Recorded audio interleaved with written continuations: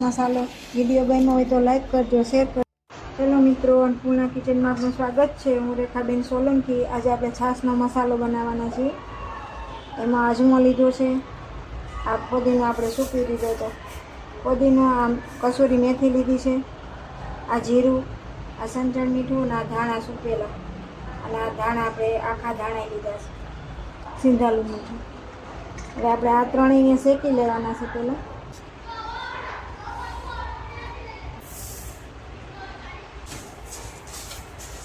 આ શેકું છે ને બધું ઠંડુ થવા દઈ ત્યાં સુધીમાં આપણે આ પીસી લઈએ બધું।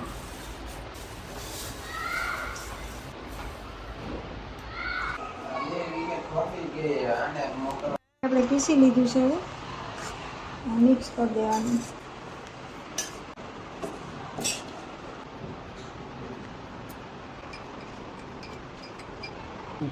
તૈયાર છે આપણો છાશનો મસાલો।